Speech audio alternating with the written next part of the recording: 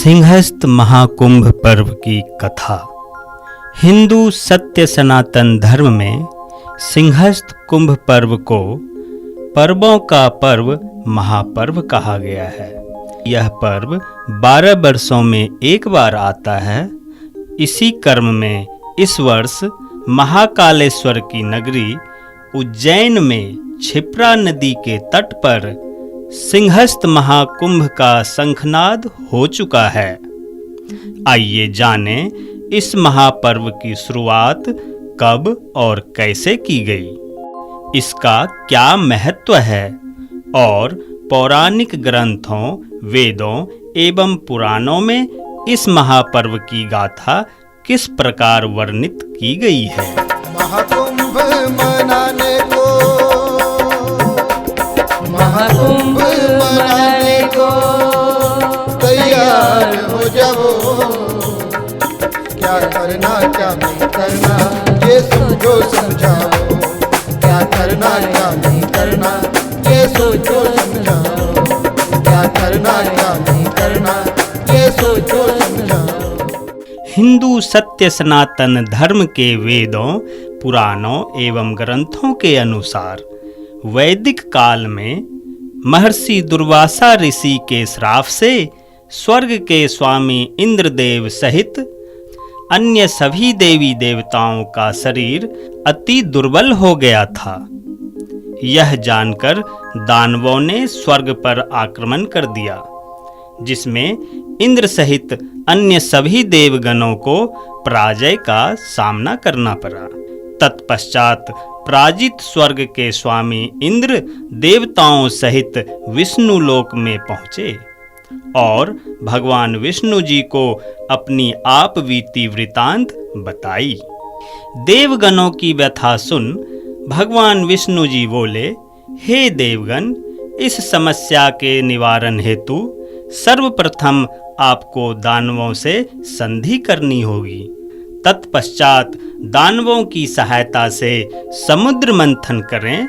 समुद्र मंथन द्वारा उत्पन्न द्रव्यों से ही आपके समस्या का निवारण हो सकता है। भगवान विष्णु जी के आज्ञा अनुसार समस्त देवगण दानवों के पास जाकर उनसे समझौता किया और देवासुर संग्राम खत्म करने हेतु समुद्र मंथन करने पर सहमत हुए। समुद्र मंथन से कई अनमोल रत्न निकले। इस समुद्र मंथन के अंत में एक अमृत का कलश भी निकला। अमृत कलश को प्राप्त करने के लिए देवताओं और दानवों में पुनः विवाद हो गया और द्वंद्व युद्ध छिड़ गया। विवाद के क्रम में इंद्रदेव के पुत्र जयंत अमृत कलश लेकर आकाश मार्ग में भागने लगे। यह देख दैत्य गुरु शुक्राचार्य ने दानवों को आदेश दिया कि अमृत कलश को यथाशीघ्र अपने अधिकार में लो। गुरु शुक्राचार्य के आदेशानुसार समस्त दानव जयंत के पीछे भागे। कुछ ही समय पश्चात दानवों ने जयंत को पकड़ लिया।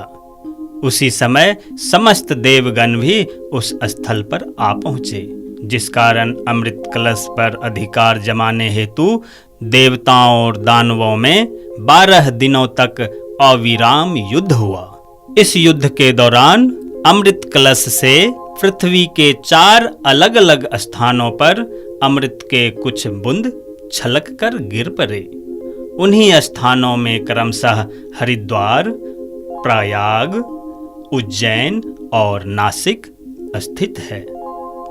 हरिद्वार में गंगा तट, प्रयाग में संगम तट, उज्जैन में क्षिप्रा नदी तट तथा नासिक में गोदावरी नदी के तट पर अमृत की बूंदें गिरी। अमृत की बूंदें इन नदियों में गिरने से यह माना जाता है कि इन नदियों का पानी पवित्र और पावन हो गया है।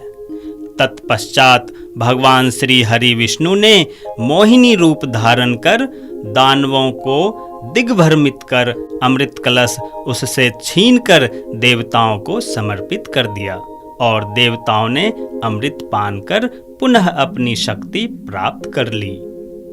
अमृत प्राप्ति हेतु देवताओं और दानवों के मध्य 12 दिनों तक अविराम युद्ध हुआ। कहते हैं कि स्वर्गलोक का एक दिन पृथ्वी लोक के 1 वर्ष के समान होता है। अतः पृथ्वीवासियों के लिए यह युद्ध 12 वर्षों तक चला था। शास्त्रानुसार अमृत कलश से 12 स्थानों पर अमृत के बूंदें गिरी थी, जिनमें से 4 पृथ्वी लोक में और 8 स्वर्गलोक में पाया जाता है। स्वर्गलोक के कुंभ पृथ्वी के मनुष्यों के लिए अति दुर्लभ है। अतः पृथ्वी लोक पर इन्हीं 4 स्थानों पर कुंभ मनाया जाता है और उन्हीं में साधु, संत, तांत्रिक और समस्त धर्मानुयायी आकर श्रद्धा की डुबकी लगाकर अपने पाप से मुक्ति पाते हैं। कुंभ का शुरुआत जब सूर्य, चंद्रमा, बृहस्पति का संयोग मकर और मेष में होता है, तो इसी संयोग से कुंभ पर्व का आयोजन होता है। जैसे सूर्य, चंद्रमा और बृहस्पति का संयोग मकर राशि में होता है, तो हरिद्वार अथवा प्रयाग में कुंभ पर्व मनाया जाता है। जब सूर्य, चंद्रमा, बृहस्पति राशि का संयोग मेष राशि में होता है, तो कुंभ उज्जैन या नासिक में मनाया जाता है। पर्वों में महापर्व पर्व सिंहस्थ आया, सिंहस्थ आया। पर्वों में महापर्व पर्व सिंहस्थ आया, सिंहस्थ आया। उज्जैन नगर के साथ साथ सारे जग में आनंद छाया रे छाया रे छाया। पर्वों में महापर्व पर्व सिंहस्थ आया, सिंहस्थ आया। आपको धोलो सिंहस्थ आया, सिंहस्थ आया। शिव भक्ति कर लो, सिंहस्थ आया, सिंहस्थ आया। अमृत चख लो,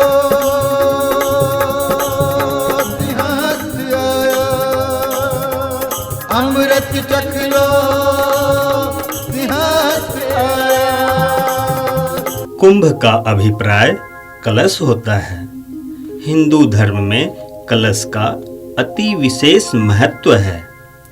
अर्ध कुंभ का अभिप्राय आधा होता है, जो 12 वर्षों में आयोजित होने वाले एक कुंभ के बीच में अर्थात 6 वर्ष में आयोजित किया जाता है।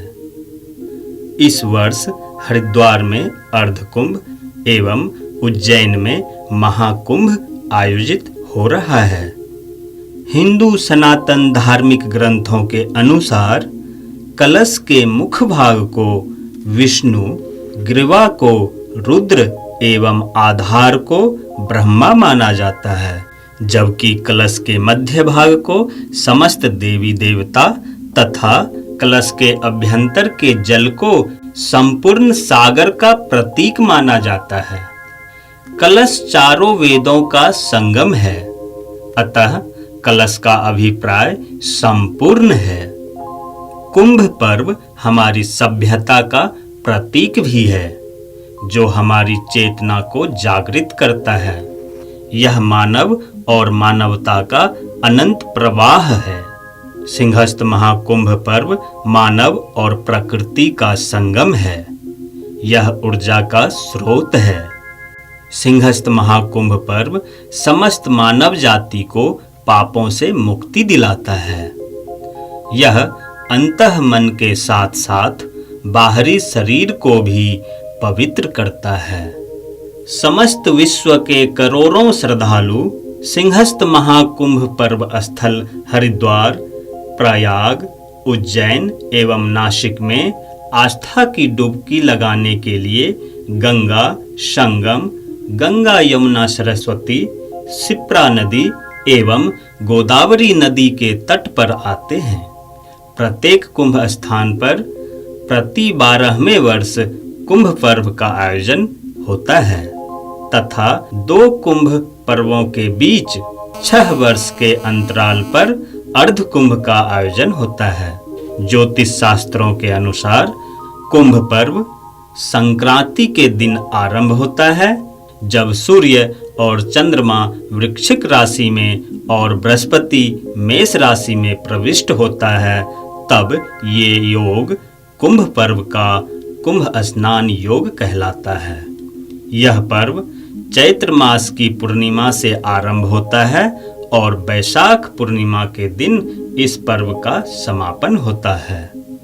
शास्त्रों के अनुसार सिंहस्थ महाकुंभ पर्व के परम पावन अवसर पर पवित्र नदियों गंगा, संगम स्थल, गोदावरी एवं क्षिप्रा नदी में स्नान करने से मनुष्यों को मृत्यु उपरांत स्वर्ग की प्राप्ति होती है।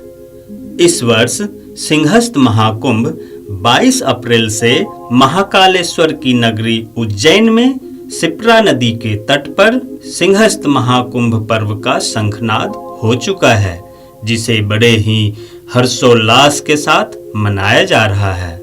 इस महाकुंभ में संसार के समस्त साधु संत, सन्यासी, तांत्रिक साधकों सहित आम जनमानस भी शामिल होकर क्षिप्रा नदी में श्रद्धा भक्ति के साथ स्नान कर धार्मिक लाभ उठाएंगे।